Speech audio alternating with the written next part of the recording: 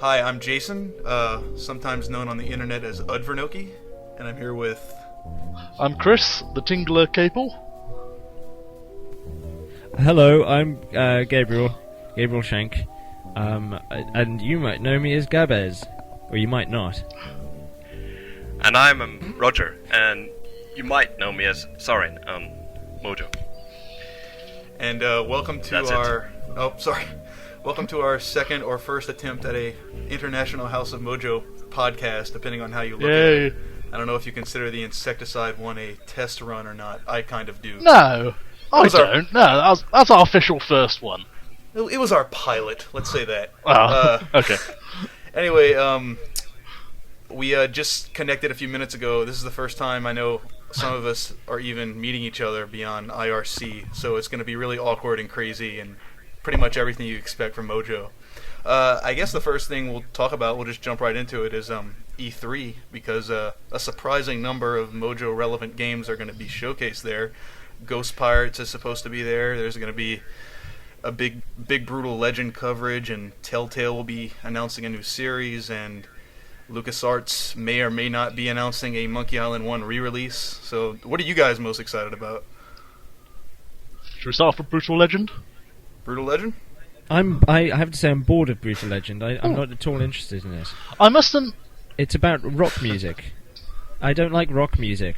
I mean, if it was about classical, I might be half interested. I think it's terribly overrated, actually. Really? Ooh. That's my 2 cents. I'm kind of tired of it already because of all the coverage this last month. Yeah, there's definitely a lot of coverage. Oh, you never hear anything else. But it's insane. It is kind of awesome though, just to see EA just throwing the marketing machine into high gear for a Tim Schafer game. Yeah. I do. Oh yeah, I mean, I hope it. Yeah. I hope it does well. I mean, it certainly deserves to, and I think Jack Black. It sounds really good as the part, and yeah, I mean, he deserves to have a big hit and everything. But I won't be playing it. But then I don't play anything because I'm rubbish. Wow. Do you own a console? Oh, No. okay. Well, you see, this is the other problem, of course. But I mean, some games that I don't play and won't play, I'm still interested in. I'm not at all interested in Brutal Legend. It bores me. But I must admit... But, you know, I know that other... But you don't own a other people 360 will like or a it, PS3 anyway, right? Yeah. No. Well, I'm still pleased it's Right, coming out on no. PC. So- I'd still prefer it on PC. I don't think... Well, I mean... It doesn't seem like it will. It seems like if My- it would be, we'd know it by now. Or if it's going to come out for PC, it'll be like way later in the game. I'll still play it then. Yeah. I mean, I was And going to buy buy an it. Xbox just for Psychonauts, and I just kept putting it off, and that ended up paying off because, of course, Majesco picked it up, and it ended up getting a PC release at the last minute. Wow. And in this The case... waves- Yeah, in this case, waiting for a console paid off for me too because I've got an older brother who's heading to Europe, and I'm basically just inheriting his PS3. So the moral of the story is always procrastinate. Well, I'm looking forward to it, but I sort of agree with Gabriel. Oh, if it wasn't Double Fine and Tim Schafer, I wouldn't be at all interested in it. I don't really like rock music that much. It's not really my type of game. But because I know the characters and the world and the story are going to be really fun and interesting. Yeah, that's Coming from that's Tim fair Schafer. enough. Because I mean, Psychonauts I would anyway. Yeah. Doubled by Tim Schafer, but that looked a really interesting and fun game. Anyway. Yeah, So I see your point, because I'm not really a big student of heavy metal, but I just know, just because of the people who are involved with the game, that it's just going to have like a really good world, and it's, but if it didn't have those names attached to it, I probably wouldn't be so, I guess, confident that it was going to end up being good. yeah. Still prefer it on PC though. I'm kind of surprised, though. Am I really the only one, pretty excited about the game here? I'm excited about it. Oh no, Croms is insane about it. He doesn't post about anything else. He loves it. he's gonna have he's gonna have a brain hemorrhage or something. He's so mad who- about it. good. I don't know why. Who are you talking about? The bad. Crumbs. Oh. Croms. I think Yeah. Kroms posts about it because it's the only thing we leave left for him to cover, because we cover everything else. Oh no, but I That's mean good. I don't mind. the tone of his posts. He's very excited about it for sure. I am too, but yeah, but it's a tempered sort of excitement. Not quite extreme, must-have type of excitement. Well, The grand... Of course, Thrick is mad about it as well. Let's not forget Thrick. Yeah, So there are people who are really, really excited. just not the three of us. No, I'm in the middle. No, well, I'm in the middle. I thought I'd be the only one. I'm not gonna buy it on I release thought day, I'd but I be might kicked out try or it something. later. so it's the fact that it's about heavy metal that is kind of, it doesn't excite you guys. Well, it's the type of game as well. Oh, the sort of hack and slash type of thing that I've just got really, really bored with. I mean, I picked up God of War, when it first I came think out, and it bored me within about 5 minutes. And everyone was like raving about it and giving like 95% and stuff like that. Yeah. You see, I think if Tim Schafer did an adventure game, another adventure game, that would be fantastic. And I think the best things about Psychonauts was the elements that were like an adventure game, and some people said it was an adventure game at heart. Tim Schafer said that, The actually. gameplay was a bit different, but I'm not seeing that. I agree with that about. Yeah, I'm not really seeing that with Brutal Legend. I agree with that about Psychonauts. I mean, But I might be I wrong. don't think I've seen enough of Brutal Legend to be able to make a call about how, story driven it is. I assume it's going to be a very story driven game, but we've only really seen some kind of scattered gameplay glimpses. So I mean, I would have to get my hands on it to get that. But I definitely agree with the notion that Psychonauts was kind of an adventure game with the mechanic of a Mario Zelda hybrid, and maybe Brutal Legend will be an adventure game meets the hack and slash genre if Psychonauts was an adventure game meets Zelda. Well, Tim Schafer has said specifically that it's going to be more of an action game, and that even Psychonauts was an adventure game at heart. So,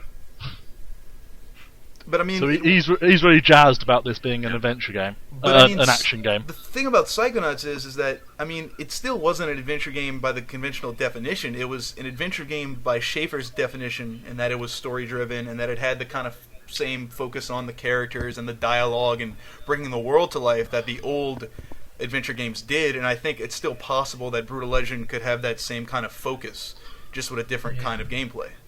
I mean, you can't. I mean, it's not like Grim Fandango was. Grim Fandango still had the gameplay of an adventure game. And Psychonauts really didn't. I think by Schafer's definition of an adventure game, the mechanic is kind of irrelevant. His definition of an adventure game has just more to do with basically how story driven it is. Wow, But I mean, we'll see. We'll see. I mean, he actually made that remark in an interview I saw, where he said that Psychonauts, he still felt it was an adventure game at heart, but Brutal Legend was more action oriented. But I mean, I still, the game is still going to have those Schafer characters and that Schafer, sensibility to it. So we'll see. Yeah, I'm just worried that you won't be able to interact with them. It will all be in cutscenes, which will take it something away from it a bit. Not be able to walk up to them and press U's to talk to them. There won't be any character interaction. That's confirmed. No, no, it's not. No. That's just me worrying. Oh, okay. Yeah. It's wild speculation. Oh. Don't believe a word of it. I really don't give a shit. I just don't, I'm bored of this conversation. Actually, to be honest with you. I've heard enough of Brutal Legend. Okay.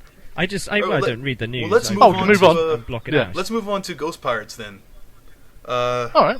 The Bill Tiller game, or Auto. Now that is a game I'm interested in. Yeah, you know what? Yeah. When I first saw those screenshots, the first thing that came to my mind was that's what a Monkey Island 5 should look like. The hand-drawn backgrounds. I think that's kind of the game. It kind of looks like the game everyone wished Escape from Monkey Island was. Let's not go there. Well, I was very happy with Escape from I Monkey Island. was too. But, I enjoyed Escape from Monkey Island too, but I mean, definitely one of the biggest complaints people had was the fact that it was in 3D, specifically 2000 era, low target specs 3D. Yeah. But I thought. Mind you, so was Grim Fandango, but yeah. I thought Escape was. I mean, we yes, we could get into this all day. Ghost Pirates looks really good. Yeah, I don't think we know This is quite a enough thrilling about it yet, conversation. but we're sure it's going to be good. Yeah. Well, Well, I don't know. I mean, the danger is that Bill Tiller works on it for the next 4 years, and then it gets Yes. cancelled or something like that. That I think we'll It's talk weird about kind more of with that with the Vampire Story 2. yeah, because Should we move on to that? Ghost Because Right, I've Pirates got worried has about a that publisher. suddenly. Like, I don't understand why Does it? Vampire Story 2 does not have a publisher. Was Crimson Cow never committed to it? I mean, I know that... Does Ghost Pirates definitely have a publisher then? Yeah, DTP was officially Oh. announced to be publishing it. Oh, okay. And I assume that Crimson Cow was That's all publishing then. A Bat's Tale, but apparently it's without a publisher, so I don't know if that I know, means... that's weird, that. I mean, I know the game is well into development, so I don't know if that means that Crimson Cow just isn't publishing it anymore, or if nobody was ever publishing it and Autumn Moon was just working on it out of its own pockets. I don't really like that. It seems like they're kind of working No, it's worrying. paycheck to paycheck, so to speak. Yeah, it's definitely worrying. I didn't realise that one of them was being published, Ghost Pirates, and not a Vampire Story 2. Yeah. So I don't know what happened there. Well, I don't know. I mean, that's. I would have thought that was speculation, actually, because I mean, are you basing this on the latest press release? A Vampire Story 2 is definitely Yeah, not he's got a publisher, advertising. they said it themselves. Yeah, they said that point blank. They're Have looking they? for a Okay. publisher, yeah. In fact, I mean, I don't know- the Adventure Gamers interview, they actually advertise, basically, Yeah. saying, if you want to publish this, please contact us. Yeah, I really don't So like that. what happened with the first game then? I think he. What's that? So what happened with the first game then? Why aren't they Yeah, I publishing think the everyone- second one? What? Yeah, I don't know if the first game didn't sell well, or if just I think it did. Crimson Cow was never signed on to do the sequel, and Autumn Moon is just looking for different prospects. I don't know what we're supposed to take from that. I mean, I assumed It is a the bit- first game did decently. It just seems a bit weird that they're planning a Well, I trilogy mean, and how don't can you even see have a them? publisher for the Yeah. sequels. Yeah, he wants to make at least 4 games, and I'd love to see them, but it sounds like he's just kind of hoping that he'll be able to find a publisher. Well, I really don't like this business strategy. I mean, Ron Gilbert's going to be doing the same thing with Death's Bank of not completing the story straight away and just sort of assuming there's going to be sequels to finish off the story. Did he say that? See, I don't think it's a business strategy. I think it's a writing strategy. I think people get carried away when they're creating a story and they can't fit everything in. They can't tell the complete story in one game, so they get excited. I think Bill Tiller's got excited and he said, "Oh, you know, this is going to happen in 3 and 4," and everyone does it. Who creates these things? But it's I'd be surprised if we got to 3 and 4. I don't think it'll happen. Yeah, but I mean, Yeah. even if you have ideas to make, even if, you know, in a perfect world you'd love to make 5 Vampire Story games and you have these, you know, you have this big epic story in mind, you still kind of have to be sensitive to the fact that it's an adventure game and, you know, it might be hard to find a publisher. It just seems kind of like, you know, I think the fans deserve to get the complete story eventually, and it seems like Autumn Moon is kind of banking on the fact that, banking on the possibility that they'll always be able to find a publisher for these games. Because Yeah. Well, I don't know. I mean, I don't think there is a complete story, really. I mean, I think he's got this idea in his head, this vague idea of a story. maybe, arc. but but I, you know, that may be true, but we're getting the first game still ended in a cliffhanger. So, I mean, he Yeah. assumed that the sequel would get made. Well, of course it. Yeah, but this is just how a writer works. They always want to make people read the next thing or play the next Yeah, thing. but or you have to be whatever. know for certain that there will be a next thing. But, like, let's say... Otherwise, that frustrates me as a player. Let's reader. say that A Vampire Story 2 falls apart and it never finds a publisher. You're just left with the first chapter. Because, I mean, you can make a story that is open for a sequel, but it still stands on its own 2 feet. I mean, A Vampire Story 1 is, I guess in some way, a complete game, but it still just drops off, you know. Or it just releases the rest of the videos on YouTube, like a certain other publisher. Oh yeah, on Crackbot doing. Yeah, that, so it's I was depressing. thinking Insecticide Part 1 coming out, and now we're probably not going to get Part 2. Well, the Then weird there's thing about... Telltale were Bone 1 and 2 as well. The weird thing about Insecticide is that the entire game does exist in Nintendo DS form. Like, the whole story is there, but the PC version was just the same game, but with, like, you know, better graphics and more cutscenes. So that's And kind of a two weird. parts. Yeah, it's kind of weird. It's like the game is apparently finished, or at least close to it. Because, I mean, if you play Insecticide for the DS, you've played Insecticide, you've seen the whole story. The PC version is basically just that, but better. So it's just kind of sad to see it just kind of end after 50% on the PC, because that was clearly the version to wait for. Oh, it's crazy stuff. I mean, it's who is it? Larry Yeah, and, Ahern, or however you say and his Mike name. Is that Levine, yeah. right? Right. Well, Ahern's moved on to Vampire Story. Yes. hasn't Well, he's helping with. He's not officially on the staff. Yeah, I don't know Okay. I don't know if that means he's actually working for Autumn Moon. I assume it's contractual, but I mean, yeah. Yeah.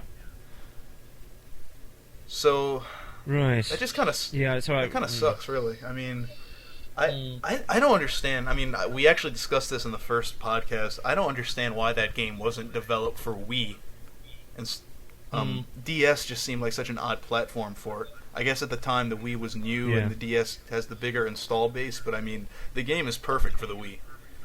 Maybe someone That- pay them to develop it for Yeah. DS, like Nintendo or something, instead of the Wii. Probably. Well, it's the publisher really. This is publisher logic we're looking at here now. And, I mean, maybe it did make It's sense. the same with Double Fine and Brutal Legend, and this is down to publisher choice. And, rather it than- might have made sense from who was the publisher, Gamecock's perspective in late 2005, whenever this was sorted out. But looking at it now, I mean, it was so obviously should have been a Wii game, because it's in real-time 3D and therefore kind of a bad fit for the DS. But it's not like super heavy tech stuff. And the point-and-click interface would have lent itself really well to the Wii, because it's a direct control game and point-and-click interface. So with the nunchuck and the Wiimote, it would have been completely perfect. But we've covered that enough in the first podcast. Yeah. But yeah, I mean, I'm really excited about A Vampire Story 2, Let's move. and I hope all the sequels do get made. I just sure wish they it will. wasn't so. I just wish it wasn't so uncertain. I can find a Vampire Story a lot more easily in my local game store, or both of them, in fact, both Game and Game Station, than I could Psychonauts when that came out. I've never Yeah, seen a Vampire Story available in Norway anywhere. It's just not available at retail.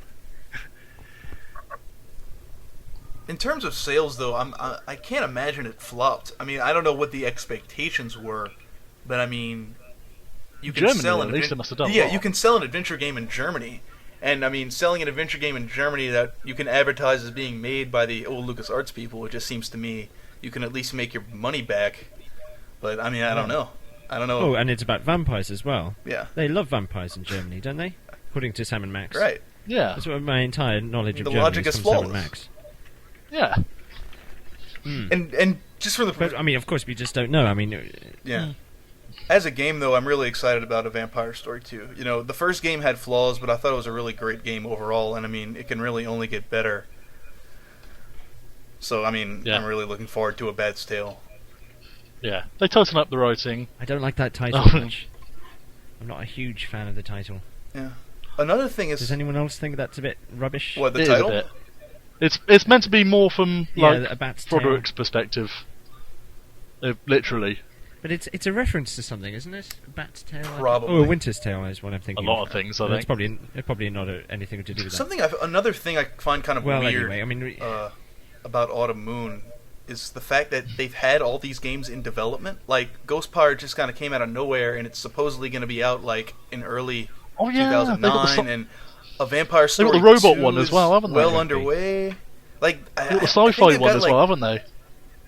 Yeah, it's like they've got like 10 people or less working there. oh no, the sci-fi one.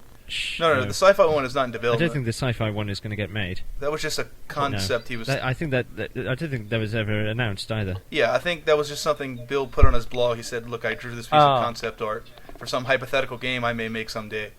But I mean, okay. what I'm getting at is that it took Autumn Moon, like, all these years just to get set up and make Vampire Story 2, and then suddenly they've got, like, 2 full-fledged adventure games, like, almost done, ready to release next year. I don't think they're almost done though. I'd be very surprised if they were released on time. I think it will be a few years. I think Because A Vampire Story, he said, "Oh, it's coming out next week." Right. Like every other week. Or I mean, I might be wrong. That's but true, we'll but I see. think just Vampire Story also I still find it just weird that so much stuff is being worked on at once. I mean, just even Mm. having simultaneous games in development. I was under the impression that Autumn Moon is just a really small studio. even Double Fine doesn't do that. Yeah. So Yeah, that's true. I'm guessing that the biggest hurdle was getting the engine running, and they're just using the same engine for all their games, and maybe, it certainly sounds like for A Vampire Story, the art was always way ahead of the tech. So maybe it's just that, maybe now that the engine's up and running, they can just pump these things out. I don't know. Yeah. Mm. Well, that's what Telltale do, of course. Yeah. They pump them Spe- out oh, a game a second. Speaking of which, should we move on to Telltale? Sure. Yeah. With their Yes. mystery new What's game. their new bloody? I mean, bloody hell! They've got about 100 Yes. games on the go, don't they, or something? Sam and Max, Wallace and Gromit. Actually, there's only 3 Oh, because I suppose Strong Bad is and a dead rumoured new dead in the water. poker one. Telltale Texas Sold'em and 2. Oh, of course, yeah. If that counts. Maybe that's Yeah. the new license. That would be Oh disappointing. yeah, I hope not. Yeah, it could be. Because they have sort of underplayed Everyone's this. thinking. Everyone thinks it's going to be Monkey Island. It- Well, I say everyone. I mean, there's a few people hoping. I mean, It there's could- some- Literally isn't. It could There's be some Telltale Texas Hold'em 2, because they have already underplayed the fact that they're announcing a new game. And when it was Wallace and Gromit, they made a big deal of it. But here, there was just one line at the end of a press release. What did you guys think of Wallace and Gromit, by the way? I mean, I know Rogers reviewed it. But what about you guys? You guys have played it? I haven't played it. No, I looked at some videos though, Oh, and it looked it looked a bit too it looked a bit too interactive movie. You know, there was I mean, it looks like the gameplay isn't quite. It's proper adventure game. substantial It is enough. definitely You know- a proper Telltale adventure. it's weird. A Puzzles lot are of really people, good. A lot of people would say interactive movie is like a bad thing, but I think if you told Telltale it played like an interactive movie, they'd say, "Well, that's exactly what we were going for." I really enjoyed Wallace and Gromit. I don't think they would actually. They wouldn't? You don't think so? I think see, the games- but by interactive movie, I think everyone's talking at the same time. Go on, Jason. What were you going to say? Well, I'm just saying. I mean, Oh dear. they've used the term interactive film or interactive cartoon more than anybody, and it seems like it's kind of what they're trying to do. But for some people, it's a bad word. I just find that interesting. Well, you see, right. Well, I mean, what I mean is there was a whole genre of these games in the mid '90s, I think. Do you know what I mean? Like all the FMVC Yeah. shit. I know what Like, you mean, you just in click a Gabriel, button. but it's not like that. And I think it's a don't- proper yo, adventure game. yeah, I'm it's pretty sure But I think they're against that. I like the Wallace and Gromit games. I mean, they definitely feel more cinematic than Sam and Max, and I do kind of like where Telltale is going with it. But it seems like some of the more hardcore adventure gamers are kind of bemoaning the fact that the games are kind of more focused on the experience than they are about being all about puzzles, or specifically hard puzzles. Well, I think the first one was decent, and in terms of puzzles, I got stuck on it a couple of occasions. Yeah, I got The second stuck one too. less so. The second one was a bit easier, has to be said, especially the beginning and the end, which I solved within 2 seconds without actually doing anything or working anything out. I really think, though, that all of Telltale games have been pretty much on the same wavelength in that regard, and like the amount of puzzles and the puzzle difficulty. I mean, I think some games may have kind I of would say ended up that easier or harder. Wallace and Gromit are incidentally. easier. What's that? I would say that Wallace and Gromit is, at least it appears much easier to me. Every puzzle I tried to solve, I solved it on the first try. Second one in particular. The interactive movie thing I think was more. It seems like the animation is more elaborate and they use more animation and more lengthy cutscenes. And it seems like they're focused more on that than actually making the game a decent length. And there's also the limited amount of locations. Like the second game only has basically the house outside the house and the street with one person in it. So it's not that many objects to interact with. But It I seems also that think way. that length is just dictated by how long it takes you to solve puzzles. I think in general, like in terms of content, in terms of the amount of puzzles, in terms of the amount of environment, in terms of like the scope of the story, all of Telltale's episodes have been kind of more or less the same. I think when some people find it, I think when some people find a Telltale episode like a little bit longer, a little bit shorter, it's just because maybe they personally, were able to solve the puzzles faster, or maybe the game just kind of happened to end up that way. But I kind of sense that Telltale's always sort of going for the same basic size with their episodes.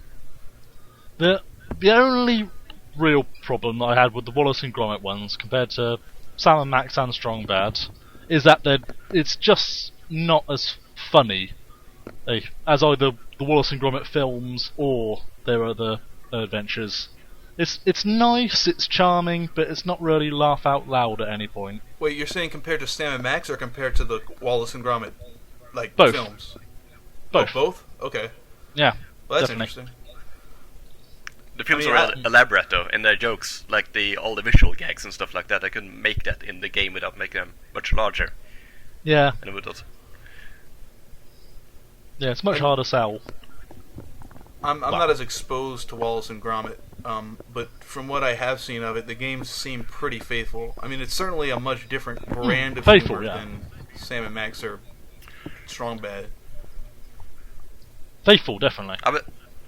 I would say it's as close as it could be on the Telltale kind of how they make their games. One thing I can't... Yeah, carry on. Oh, sorry, I was just going to say, the one thing I can't complain about, which I was worried about most is the Britishness of it. Which I was worried, because obviously Telltale being American, and Americans doing British-style comedy usually ends up groan-worthy. But this is pretty much perfect, in terms of style. Oh. Yeah, I really like the atmosphere of the games, whatever that word really means. I mean, when I play the episodes, it just feels like it's really in a live world. Like, I mean, I don't know how accurate maybe the comedy is or anything, if it feels a little off compared to the shorts. But like when I play Wallace and Gromit, it definitely feels like the opposite of like a soulless license tie-in. You know, like certainly not soulless. No. Yeah, like you definitely get the sense that they're trying to like be true to the license. They're not just trying to sell an adventure game with the Wallace and Gromit characters. Like they're definitely making an effort to make it, I guess, true to it. Yeah, definitely works out. But so, no speculation on what the mystery series is? Well, I'd love to say it was something like, say, Futurama or Monkey Island, or Maniac Mansion or South Park, or something like that. But it's going to be Outer Texas Hold'em 2, isn't it? But that's not really a series. I mean, I think if they're making a second poker game, that's just going to be a sort of one-off casual game. That's kind of an interesting topic too, because like over the years, Telltale would always say that. I hope it's not. Between their... What's that? I hope it's not. You hope it's not one-off? I hope it's not. I hope it's not Texas Hold'em. I hope it is a brand new series. Well, yes. Yeah. If it's not that, I think it's going to be a brand new one. If it's original. Yeah. I think if a Telltale Hold'em 2 comes out, I think that's just going to be its own thing, separate from whatever this series is. Possibly. That's my suspicion, anyway. The only reason I think it is because the way they've downplayed it and haven't really gone for announcing too much or hyped up or anything. There was an interview Gabriel did with Dave Grossman back when he went visit California and had his adventures there. I think it was right after Sam and Max Season 1 came out.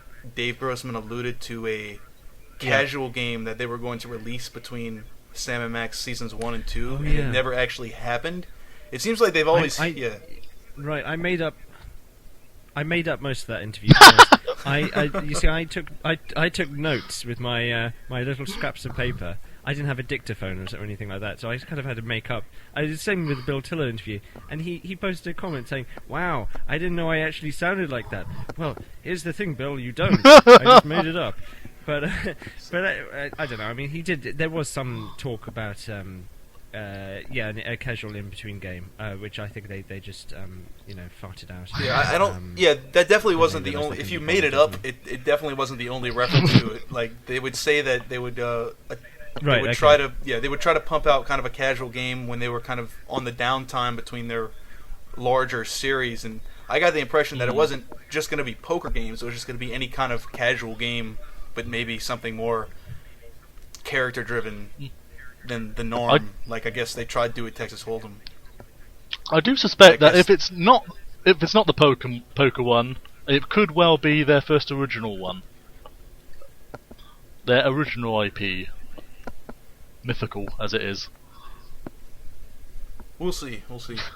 Yeah, I really just have because no there hasn't idea. been a or another CSI.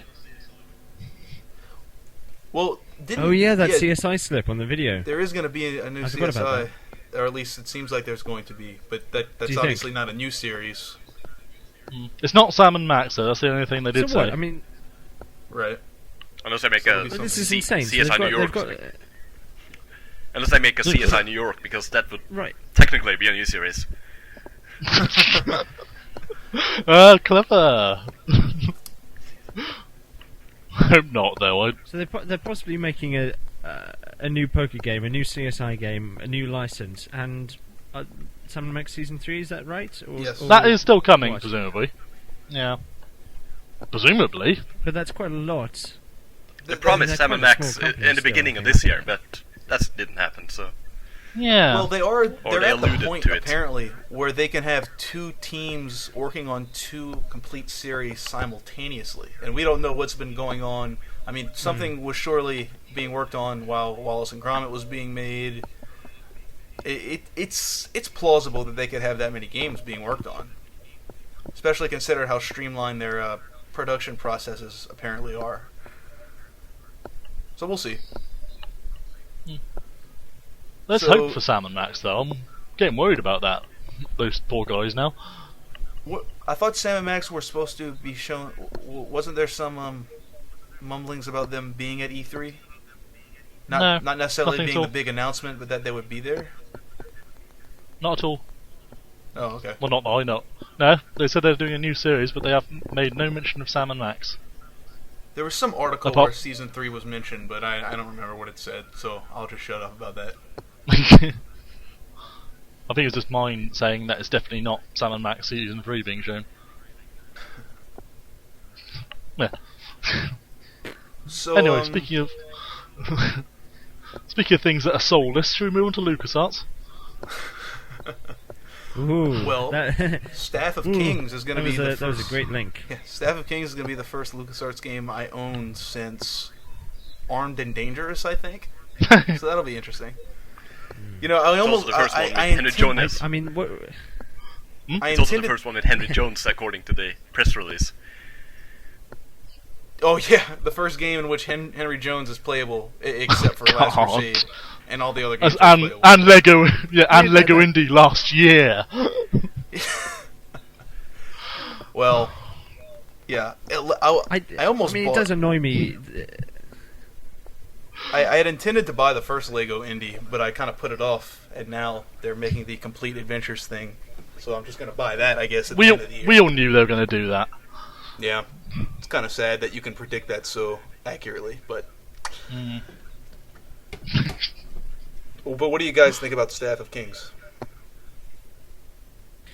Well, I think it looks okay actually. I mean, the still screenshots were shit, but you know, when it actually is in motion, it does look better, and then so does Vomit. But actually, you know, it looks like quite a fun little game with these little aeroplane segments and stuff like that. I didn't know what was going on. But it does annoy me with Henry Jones using a pistol. I think he's a pacifist, isn't he? Yeah. He never uses a gun in the Used films. an umbrella. Well, And yeah, he's shooting Yeah. away. I didn't think Exactly, it was he uses possible. an umbrella. He uses his brain. He's shocked by Yeah. Indie killing people. I didn't think it'd be possible to make Yeah. an Indiana Jones And story. did you see the video? Yeah, it doesn't look like they Yes, kind it of. did. It doesn't look like they kind of accommodated his personality very well. They just kind of put a Henry Jones model and had him do all the physical stuff that regular Indy could do. You see, I don't think you'd be able to do something like that with Star Wars. I think they had to be very careful with Force Unleashed to get everything approved by Mr. Lucas. But I think anything goes under the Indiana Jones license. Well, They can and do that. and I agree with what you say. I think the game looks promising enough. I mean, it's obviously not going to be anything mind-blowing, but I think if your expectations are a reasonably fun indie game, it looks like it should deliver on that. I think what made the game so kind of discouraging in the first place, before even the screenshots came out, was just the fact that it was the third-party, low-end port of a game that was canceled, and that's just not a promising start. That was made in a year. This was something originally intended to be kind of the low-budget, project that would just to get the game on all the other platforms, when the main versions were the internal ones at LucasArts for the 360 and PS3. And then when those got canceled, they were just like, well, we've got these games made, so let's just release them. I mean, obviously that doesn't necessarily mean the game is bad, but it's being given more priority than it was originally intended to, and I'm wondering what the effects of that are going to be. I mean, they're all but denying that the 360 PS3 version existed anymore, and saying we meant to do this on Wii all along because it's obviously perfect for it. They did admit that it was canceled. Briefly. They didn't admit why. They just said that it wouldn't be ready for this year, so they just canceled it. But yeah, we'll see. Even if Staff of Kings is shit, it at least got Fate of Atlantis in it, so it's not a total loss. Anyway. Right. And hopefully that's good, but it's sad. But yeah, it's the only thing that we're most looking forward to. The game that's 15 years old coming. They might as well just call it Indiana and the Fate of Atlantis with unlockable Staff of Kings. Yeah. And hopefully it's a sign of more ports of their old Scum games to come too. But I mean, I'm gonna give Staff of Kings a fair chance. I mean, I'm not gonna go in expecting it to be incredible. Yeah, me too. But I don't particularly. That's the best advice for anything in life, really, isn't it? Go in thinking it's going to be shit, and it will probably be amazing, or in comparison to what you probably think. Yeah, but I think it's just think everything's shit. Yeah, but it's pretty Life clear is shit. that you have to go into It this isn't. game with much different expectations than maybe you would have if the 360 version would have actually come out. I think it's just a different game, like a game with the same story and maybe the same general idea, but obviously a game with a lower budget. And I mean, I don't know what else. Now, I didn't. There's a couple of. What's that?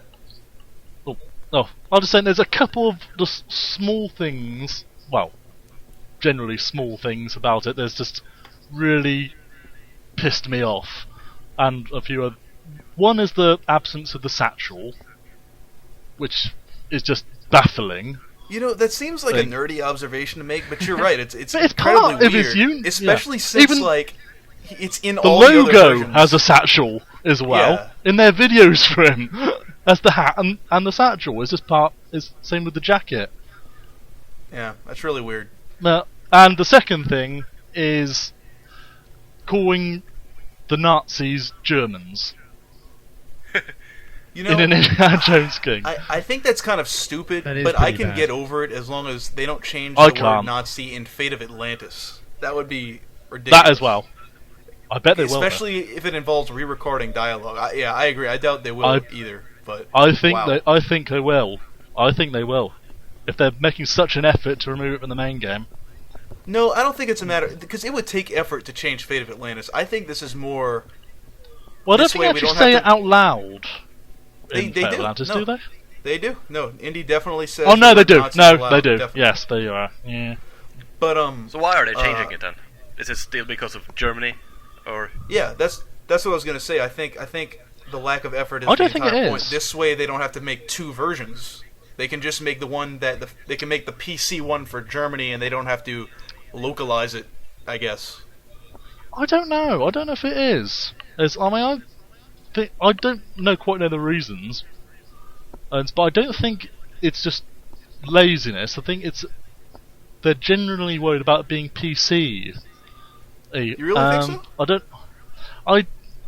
It's a stupid form of PC, but I don't know if they're worry that kids are going to start looking up what the Nazis did, and I don't know. Well, I don't and know if actually I going to believe learn that. something about history. That would be awful. I don't know if I believe that, but if that Knew was what the true, Nazis did. that'd be It's terrible. insane. I mean, if you can't make an Indiana Jones game in which you can call the Nazis Nazis, then don't bother making an Indiana Jones game, because that's, I mean, they're kind of an unremovable part of the entire franchise. I mean, But it's incredibly insulting. I mean, he fights Nazis. Incredibly offensive to Germans. yeah, it's more insulting to call them Germans, because Nazis are a nice little Oh, it's bogeyman. terrible. But calling them Germans makes you racist against Germany. Yeah. Yeah, and if they were, It's incredibly offensive Yeah. to everyone. and I don't think like the excuse of it being censored in Germany and them not bothering to do it works, because I can understand for there not being a swastika in it. Well, But you'd have to. just they have I to mean- change the lines anyway to German. Yeah, they would have to. They would So- have to repaint so all the that- textures and re-record any. Yeah, I possible can dialogue. Well, no, they're re-recording the dialogue anyway, aren't they, into German? Well, So it's I just don't even know literally how much changing the word. dialogue is in this game in the first place, but I guess. I can understand them not having a swastika in it, but not actually calling them Nazis either. I mean, I'm pretty sure that the swastika's illegal in Germany, but I don't. I mean, it's not like any mention of the Nazis is illegal. It's I think it quite- is, actually, it's to be not honest. like that at all. They did actually have recently think get it the law is. law Yeah, in I'm sure it Germany, is. so it's not completely illegal. But yeah, I mean, surely you can mention the Nazis in a book or whatever, can't you? I don't think you can. They're But very the point strict is- on I it. was when I Even if you can't do Right. it in Germany, it doesn't make any sense to release an Indiana Jones Yeah. game in America where you can't call Or anywhere the else. Nazis Nazis. I mean, we all know that these are the 1930s pulp serial versions of Nazis. They're just the kind of faceless Yeah. bad guys that you kill. I mean, I guess that's not necessarily politically correct, but it's simply a part of Indiana Jones. You can't get rid of that. But I mean, would everyone think who's it's- played this game are going to have seen the films. yeah. So, where's the problem? Well, I know it's crazy. I really don't think it's an issue of PC though. I really think that I think they it- have to do this in Germany and they just don't want to bother. They just don't care. but they have to change it into German Oh, no, anyway, I- so there's no extra effort involved to change the word Nazi to what's German if for you- German? It might be an effort. It might be an effort to change all those iron crosses though. It's insane.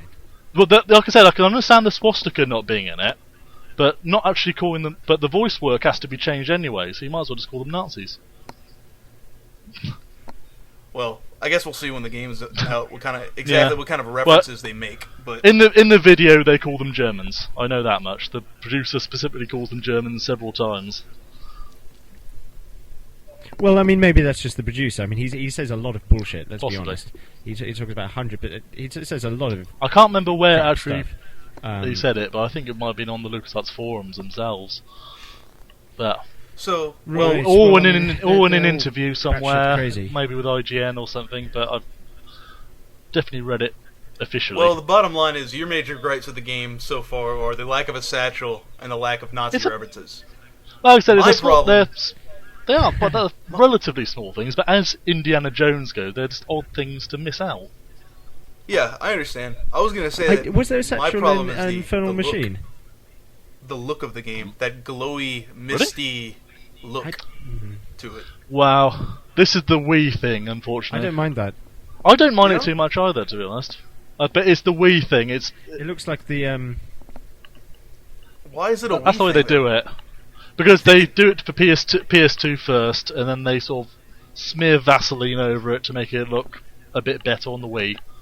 That's what they usually do when they're porting games to both platforms. But how does that look better? Is what I'm asking. Like what? How? It doesn't. That's the problem. They're just misguidedly doing it. Yeah, that's what it seems like to me too. That they're just putting all these smoke effects and these, Yeah. that I don't know how to describe it. It's just that foggy, glowy look that just doesn't look like Indiana Jones to me at all. But then that's how the fourth movie looked too. So maybe it is just me. yeah. I just can't stand that look for an Indiana Jones story. I went to looked at the Indiana Jones comics recently.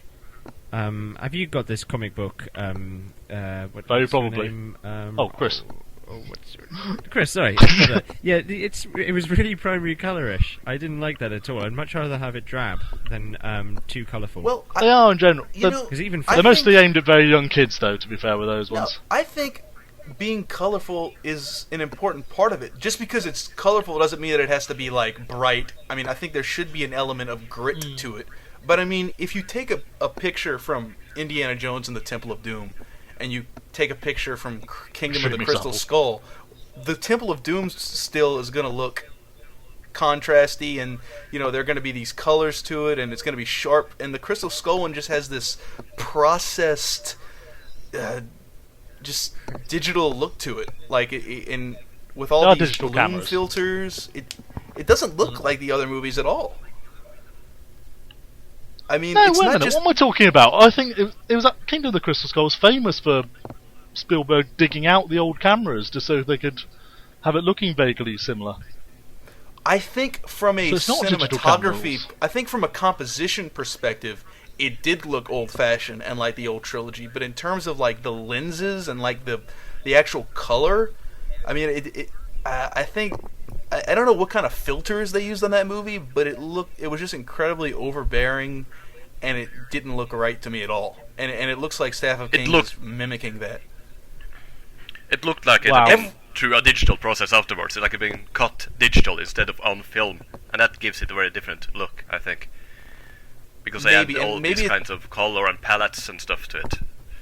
It wouldn't surprise me if it was just camera filters too, because the cinematographer on that movie, all of his movies tend to have that look to it. It's like all the light sources are really bleached out, and I don't know. Maybe it's an incredibly silly thing for me to get so irate about, but it just really bothers me. I like we're doing quite well because the game's doing quite well because the only thing we bitched about had nothing to do with the game itself.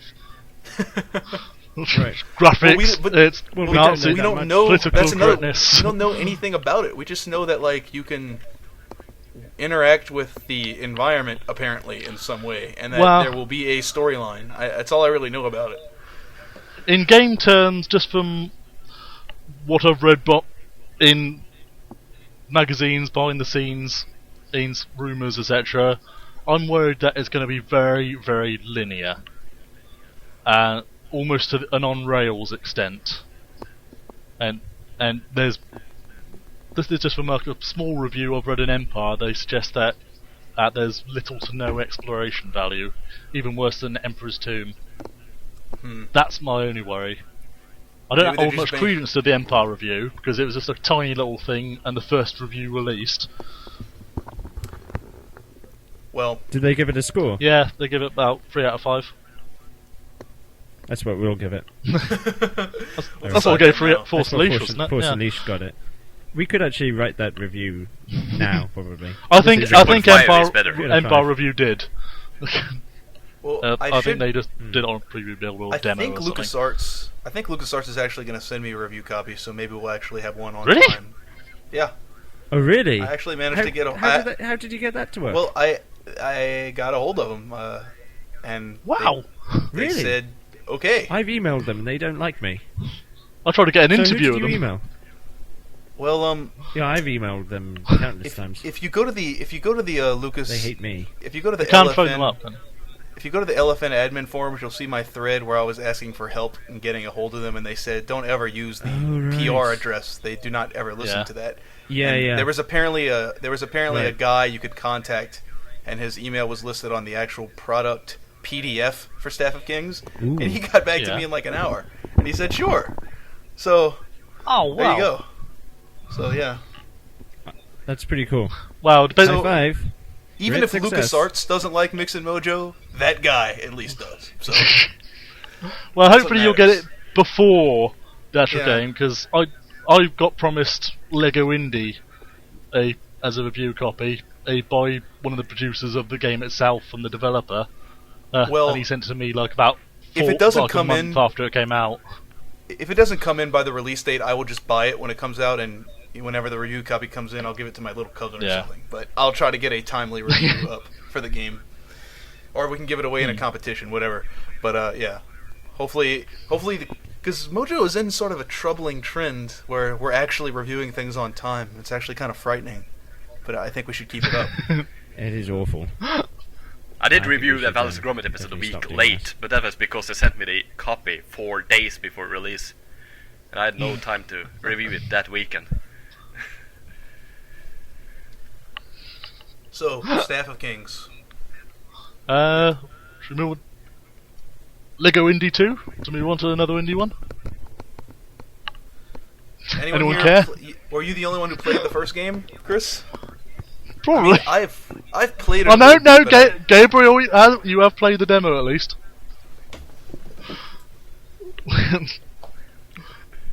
Both did the preview. I've played the demo. That's about it, though. Wow. I played the demo as well, and I couldn't control him, so I deleted it. And that was that. A review. Yeah. Well, there are only two things of interest about Lego Indie 2 for me. One, it's not coming out on PS2, which I just thought was interesting. LucasArts finally abandoned it.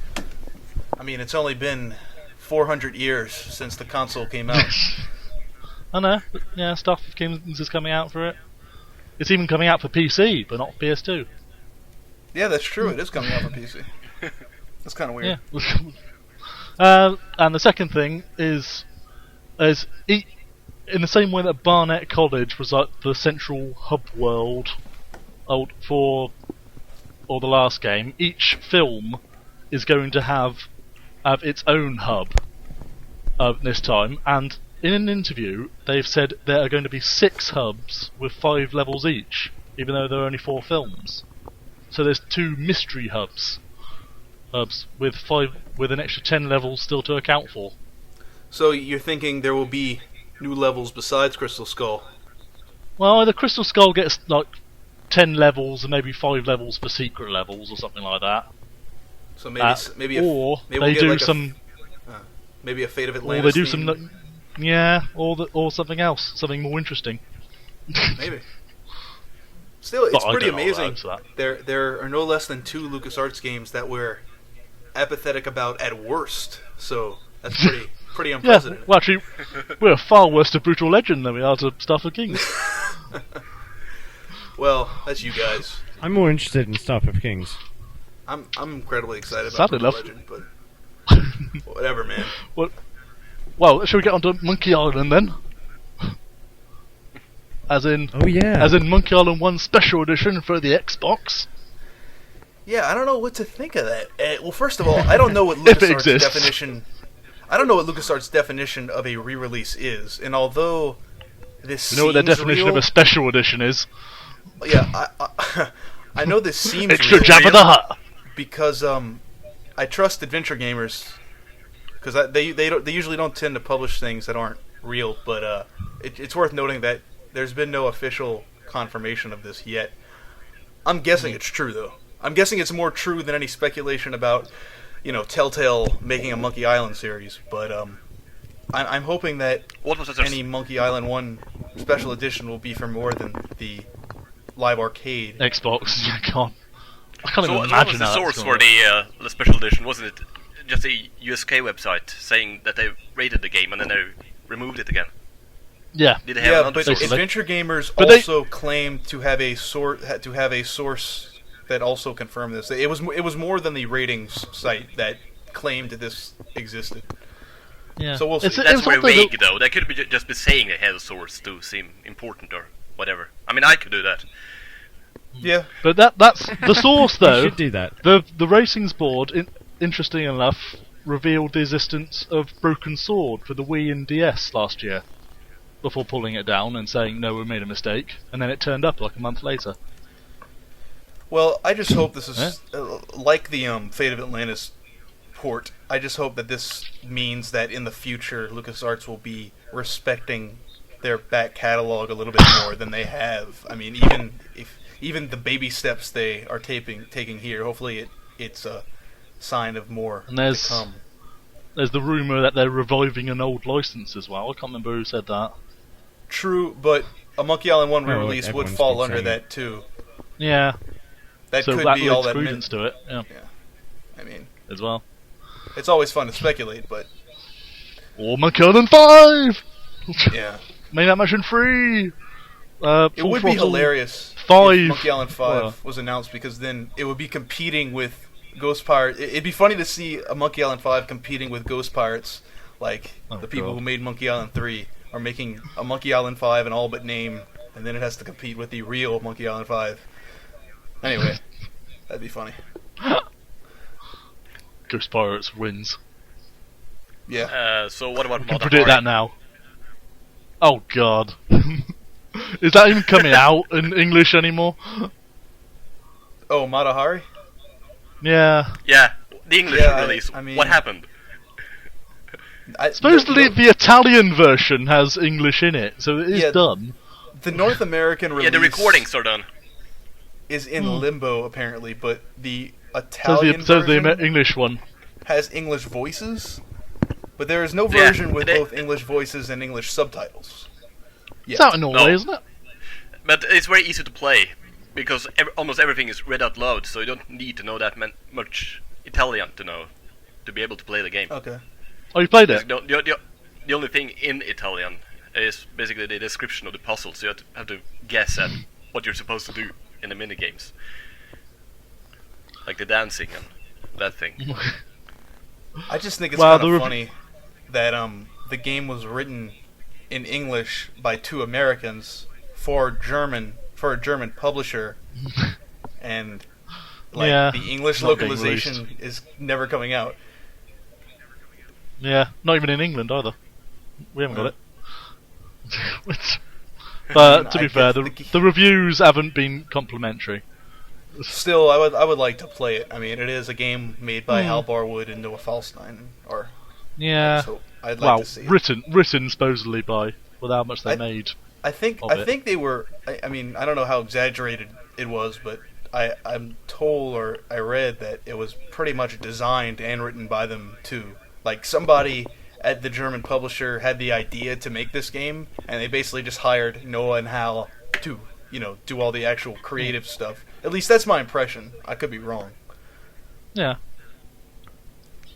The story is not that good. It's more likely a bunch of missions stringed together, and they happen. The first one happens about 1906, and the next in 1912. So there's not much character development or anything like that. It feels a bit disconnected from everything that happens in the world at that time, and it's completely away from the actual reality. Like, the Germans have a big cannon that you have to stop being built or whatever, and there's no.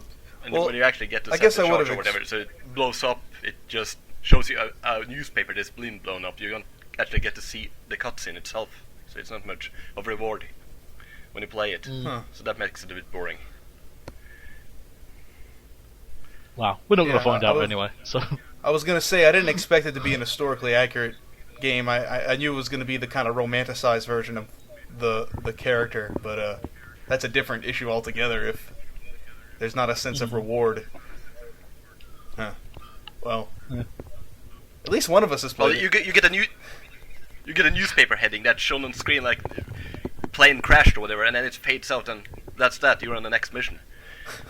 Wouldn't it have been great if you course. could have seen this? Yeah. So it feels like Xenogears Disc 2 or whatever, if anyone's played that. Like, you're just reading on screen what's actually happening, because they couldn't be arsed to make a cutscene. I can't imagine it had the biggest budget, but that's still pretty disappointing. Yeah. Not really an in-game one. So, Right. Lucas, what else? Isn't LucasArts making another game? I say making. Oh, they there's obviously stu- don't there's- internally develop anything anymore, but Haha. There's Star Wars stuff, but do we really want to talk about that? The Old Republic. I mean, Yeah. I don't care about Old Republic, but I'm sure somebody here does. I like to post news about it, but because you guys don't, so I get something to post about. I mean, I like BioWare. I liked both Knights of the Old Republic games, but I think they've slightly bitten off more than they can chew just here. And I don't think they quite realise how much work an MMO needs. And they got Mass Effect and Dragon Age, and not Old Republic, and whatever I'm sure, handheld games sort of thing. I'm sure BioWare is going to deliver. I mean, BioWare is pretty dependable. For me, it's just I'm totally apathetic towards Star Wars games in general, and I just don't have the time for MMOs. I mean, I can't get into one anymore. I didn't even play. I didn't even play WoW just because. I mean, I knew it was a great game, but I also knew how much of a time sucker it would be. It's too it much. really is. You have to invest in those things. But there's a Clone Wars game as well. Oh boy. Yeah. Is that internally developed? I forget. No, that's Chrome Studios who did the last Clone Wars one, I think. So LucasArts still is not developing anything internally since they canceled their own version of Staff of Kings, right? Yeah, no, God. Yeah, I mean, pretty much. I'm pretty Unless sure they have still got something handle, they haven't told us. I'm pretty sure they still handle the like kind of conceptual stuff of some of their Star Wars games, but I don't know if they're working on anything beyond that themselves. Well, if they are working on anything internally, it's probably going to be Force Unleashed 2. 'Cause that was a success, and if they have got any internal development, it's going to be that. But then they fired everybody. I saw. Yeah. And then they canceled Indiana Right. Jones. Well, I mean, LucasArts. Yeah. I mean, LucasArts is just one guy sitting in a shed crying into his speaker. Well, And that's what they're working on. what I just find it Well, interesting, most about LucasArts, is that the president, what's his name, Darryl Rodriguez, Uh-huh. Oh yeah, was- Daryl Rodriguez. was at His EA name is- and was slowly running it down to the ground. Now he's left, and EA has suddenly become a big success story, making all these wonderful original games that everyone likes, and publishing Brutal Legend. Wait, he wasn't And the CEO of EA, was he? He's the president, I think, wasn't he? Or very, very high up. But the second he left and joined LucasArts, I can hear you Googling there. Yeah, I like that sound. The sound of Googling. I am definitely Googling this. Well, I presume he's Googling. I'm sure he was very high up at EA if he wasn't the president or the CEO. But, the second he left, EA started becoming really good and interesting, and you LucasArts guys- suddenly dropped like a stone. Can't find anything And they on fire- that. Apparently, though, Daniel Rodriguez is an American operatic tenor from New York City. Just some Good. information. Yeah. I knew it! Talking of The Force Unleashed, I saw the novelization in a bookstore the other day. Ooh. I didn't realise there was one. It was quite Well, exciting. Oh, There's all sorts of things. didn't buy it. novelizations for anything else Star Wars. I mean, why not Force Unleashed? There's a Staff of Kings one coming. That's already been done. Yeah. I mean, that's true. There's no less than Really? 30,000 Yeah, it's- billion It's expanded that's probably more universe novels. exciting than the game itself, because it's by Rob McGregor, who did half of the proper novels for Indiana Jones. Yeah. They do Including the actual claim film that ones. they do claim that they've been working on the story for Staff of Kings for years, whatever that means. But I'm pretty sure this is the same story that they were going to use for the game, like back in 2005 or whenever it was they originally announced it. I think it was always going to be about this. So whatever that's worth, I'm sure it'll be good enough. Well, I hope so. What? The book or the game? Both. The game, well, I just the think story the in book's gonna general be for rubbish. whatever. Yeah. Right. I mean, I'm sure see. it's not going to be a Pulitzer Prize worthy piece of literature, but hopefully it's at least a serviceable enough story to get us through the game. It's odd though, the The book's fact- been done for like a year, and they're not releasing it alongside the game. Yeah, that's what it does make it sound like. Kind of, it sounds like Staff of Kings has been in development just so long, and they've had the book written, they've had the the low end ports, the third party ports, like kind of done. Everything was kind of being worked on and finished, except for the actual like showcase game that LucasArts was working on.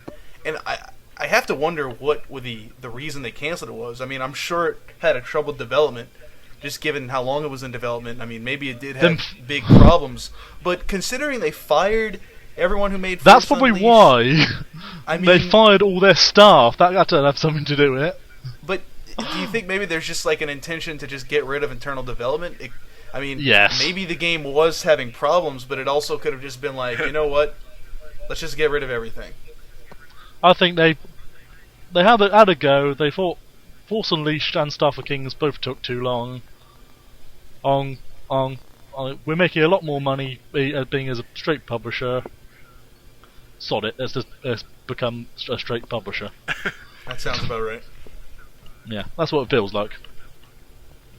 So But, was there They've any always been reason? threatening to do that, but So was there any Not reason why given, Jim no. Ward left the company? Was there given any reason? Because I'm looking internal at the news restructuring. Wait, Yeah, you're because I'm asking looking why at the- Jim Ward left? You're Yeah. asking why he left? They Yeah. made it sound like he was fired. He was let go. Because No, I'm looking at no. an old No, that EA was the thing and it rumour. says that he No, left EA LA because of personal reasons. So you're starting to wonder if there's a pattern there. That he's being Yeah, fired because of he's a personal asshole or something like that. Well, I I think there don't was know. some article that Jim Ward was basically pressured out by the suits. Yeah, Because as much as we loved to criticize Jim Ward, it sounded like I think he was actually doing good. he at least, I don't know about good, but he was at least trying to preserve and build internal development at the studio, and it sounded like there were forces above him that just liked the idea of the company being, you know, a licensor, because they could just make money with no risk that way. I mean, I'm not saying Jim Ward's ideas were particularly creative. I mean, it's, you know, he did Thrillville and Mercenaries. They weren't exactly innovative games, but it sounds like he was at least trying to rebuild LucasArts as a legitimate developer, and he was kind of shown the door for that. That's what it sounds like, anyway. Well, Mercenaries was a good choice. It wasn't that spectacular a game, but it sold well. But then they didn't publish the sequel. They sold it off. No, they didn't sell and Mercenaries off. They lost the rights. They, Did they? Okay. Who was the developer again? Pandemic, I think. Yeah, Pandemic just shopped it to EA. Who did that Yeah, Battlefront, yeah. They just chose to let EA publish it. In fact, LucasArts intended to publish Mercenaries 2 because Jim Ward would talk about how they were growing it into a franchise, and I think at some point even Mercenaries 2, the domain name, was owned by LucasArts, and it sounds like they just got screwed out of the rights, and then they tried to make Fracture to kind of fill the gap. Fracture. Doesn't Oh sound like God, was that a doesn't bad sound- choice? Doesn't sound like Fracture was the messiah they were looking for. But No, oh God. I think that was the intent, to kind of a replacement for Mercenaries. But Yeah, you're hey. probably right. in the first place, Mercenaries was something owned by EA in the first place, and they dropped it, and LucasArts picked it up, and then the sequel ended back at EA, so it kind of went full circle. And LucasArts just kind of got screwed. That's what it sounds like. LucasArts got screwed. Yeah, I think we But had that written down But somewhere. yeah, whatever the supposed announcement is, this rumored announcement that LucasArts is making, as far as I'm concerned, that's the most exciting thing about E3 for me. And that's given the fact that there's a lot of exciting stuff going on for Mojo, for Mojo relevant games this year. There's a surprising amount of stuff going on, really. I mean, there's a million adventure games being made. It's actually kind of exciting, but I'm really interested to see what this supposed LucasArts announcement will be. If it's going to be this Monkey Island re-release, if they are going to make a new game, it'll be interesting to see. Yeah, that and the Telltale one. Yes. Despite my pessimism, I am interested in seeing what it's going to be. I mean, isn't EA tomorrow? Start tomorrow? We'll find out in a few days, I guess. It starts on Tuesday, I think. Yeah. Oh, this also might be a good time to point out that even though Mojo will have no representation at E3, I don't think we did for many years, apparently someone on the LFN who's going for other reasons is going to pay attention to the Mojo relevant games for us and perhaps write something up. So He's going to do an interview with Telltale people for us, so yeah, Nice. we'll we get might be something getting, out of it. Yeah, we might be getting a Mojo E3 coverage, just not written by Mojo, but we'll see. That's good. The closest we can get. You not going, Jason? No, I mean, unless you want to pay for the plane ticket, I'm sticking Well, you're around. closer than we are. Yeah, I mean, not a big traveler. All of our Mojoers, all the former Mojo people who are actually native to California, all work for video game companies now, so they're no help anymore. Tobacco doesn't Don't anymore. interview So their- They're dead to us. Don't interview their own for us. Naming no names. Shall we start to wrap up now? Who? Name some names. Oh, What? not naming some names. Oh, do name some names. That sounds like fun. Like Jake. Oh, Don't get me started on Jake. Jake.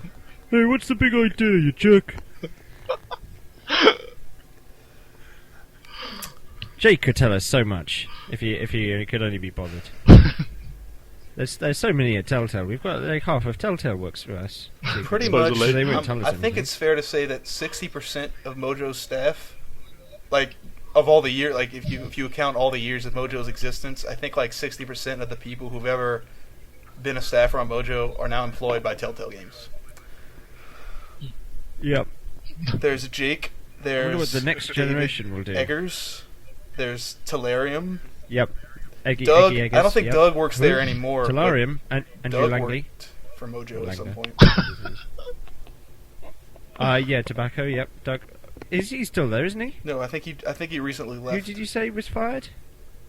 you had a big Really? leaving thread on the forums didn't know and that. stuff. I You wonder could say why he goodbye left. to him if you wanted to. Oh. Oh, that's quite sad. I'll have a look at that. I wonder why he did that. Well, I think he found a new job. I'm being nosy now. I'm going to Google it. let's go and do this now. Tobacco went. Doug went to Yeah. a DNS thing or something. He posted URLs. Have we so. covered? DNS? Have we covered all the games though? We Pretty talked much. about Telltale already, but Sam & Max Season 3, they're saying that Telltale was saying that they're pretty much going to adapt their Wallace and Gromit interface, the gameplay mechanic, to all of their future series. So there are already people Oh, writing about. Did them.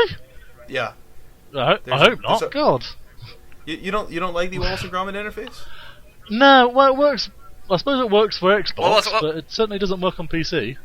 I think it works Wasn't that- fine for wasn't that PC.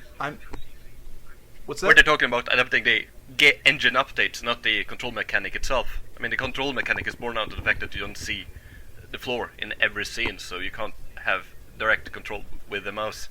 But you can I'm do pretty- that in I'm 7 pretty Max s- because the cameras are different.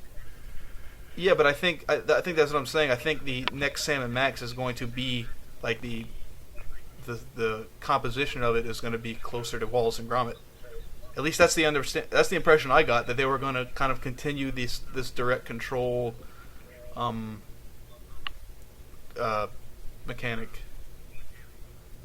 I don't mind it at all. It's sort of like it's kind of got the cinematic presentation of Grim Fandango, but it's not quite as clunky because it's still a point and click game, but you just move around with direct control. But as far as interacting with the environment, it's still point and click. The only difference is Yeah, you use the keys to actually move around. Yeah, Well, I it didn't just have feels that much- odd on PC. I didn't have that much problem with it once I hooked up the Xbox gamepad, but it wasn't that comfortable on the keyboard. I thought. Yeah. I found the keyboard That's- mouse control was actually more. I have a PC gamepad, and I don't know. I was more comfortable with the keyboard, but that was one of the things. Telltale. There's a lot of different ways to play the game. I think there's like at least 3 different control schemes for it. But I personally I think found the that they keyboard should mouse. I think that they should have published the keyboard layout when they published the game, and not a month after, so you had to guess what the keys were. But I'm just not- you guys didn't find the controls intuitive? I don't like having the shift key for inventory for a start. That just feels odd to me. Why can't it just Yeah. be right mouse button? Well, some weird European games did that in the 90s, I think. They had this alternative control thing, but never caught on. Yeah, that's why. It's rubbish. Yeah, I just feel they would have like put it on the right mouse button. That would talking about be the normal. You're talking about The inventory key. Yeah, Oh. it just feels odd being a shift key rather than right mouse button. You're But left as far clicking as, all like- the time, but you don't. But as not far as like right-clicking moving at the all. character, you don't have a problem with that. Well, it's still odd. Odd. You get used to it, but I prefer normal mouse control. Okay. Mm. I was just interested in hearing everyone's opinions on that. I And like the way I like the way that they're more free to kind of compose their shots, kind of as if it was a movie. Yeah, Because it looks better. It looks better. I don't know. So I don't mind it as long as I can use the gamepad. Well, it depends if it comes to Xbox or not. Well, they've done Wii and Xbox, so it might be on PS3 for all we know. But you really think that the fact that it was also on console was the sole reason they changed up the mechanic? Yes. Because Grim Fandango kind of had that, it used keyboard control, and it was obviously so that they could, do all these 3D movie-like camera angles in 3D. I mean, that was never on a console. It was a PC exclusive game. And obviously the intentions, whether misguided or not, the intentions were obviously to make the game more I think they have to try something different more than try to evolve it. Actual Telltale forums, you will see that they have continually denied that it was because of the Xbox release that they changed the controls. It was simply because of the cameras. A lot of the designers have gone on record and said that. Possibly. Yeah, okay. Yeah. I'm more inclined to believe them than anything LucasArts says. So if it had been LucasArts that said that, I would have said bollocks. But I guess what I was originally Telltale I'll take. Yeah, I mean, I'd be interested to see a Sam & Max season with those, with that kind of control.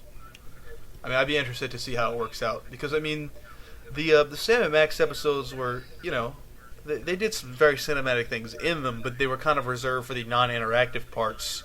Most of the actual gameplay camera angles were just kind of these wide shots so you could see everything, and they would occasionally maybe cut to a different view, but otherwise it was basically just classic adventure game, big wide shot.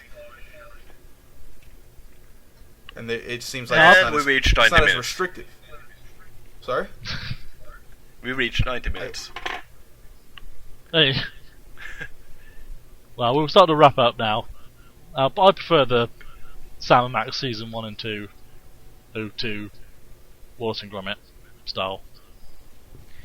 So I prefer Bone. Oh, sorry, what are we talking about? I do actually quite like Bone. I'm reading it at the moment, it's very good. It is very good. I just finished Sandman as well. Has anyone read Sandman? No. Wait, slightly off topic. But you've never read the Bone? No, it's really good. You've never read the Bone comics before, Gavin? No, I'm just... No. Well, I've been... Telltale gave me some, actually, a few years ago, and then I've slowly been collecting them. Getting the coloured versions. Oh! They're really nice. Really nicely coloured. The comics are great. I would really like to see... Yeah, they're really good. I really like to see that... The games are good as well. I'd like to see that series get continued someday. I think everyone would. Yeah. Yeah, but it won't, let's be honest. Yeah, they never quite revealed why, but we assume it's rights issues. No, well, I mean, it's partly logistics, I think. Pretty difficult to make games of the other ones, I think. That is true. I mean, the first two just about goes to it, but then it gets really sort of cinematic and epic and quite dark, actually, in places. If there's a reason, they should have thought of that before starting with the first game instead of yes, yeah. Said, fuck it, and not doing it anymore. Wait a minute, wait a minute, we can't actually make games of these, let's do something else. Yeah. Oh well, never mind. Yeah, never mind. We've got two pretty good games out of it. But yeah, and there are more important things to worry about. I'm with Gabez in that I really terrorism. like the Bone games a lot. I think it's... I think if they ever complete it, it really has the potential to be like just a really great cult adventure game. If they could ever finish the story, because Bone is a great story, and I think the first two games they put out showed a lot of promise, especially the second one. And I just really wanted to see how they would have handled the later books, where it gets even better, a little bit less comedic, a little bit darker. To me, the middle of the comic book, the comic series, is where it's at its best, and it's like Telltale's games kind of stop when the story's really starting to cook up. So I would like to see them finish it. I mean, I don't know what manner they would have to do it, but whatever it takes, I'd really like to see them finish what they started. Yep. Should we go now? Have we finished? Yes. Yes. Well, we've got to end it at some point. Or are we going to do this for all eternity? Well, we're not going to do this for all It eternity. feels We're like just we going to already stop. have. No, I think we've got to the end now. Okay. So, Right. Okay, well, thank you, Yes. everyone. What do I do now? How do I stop log this? off, Gabez. Log off. Or do I have to keep on going? Okay, bye all. Oh.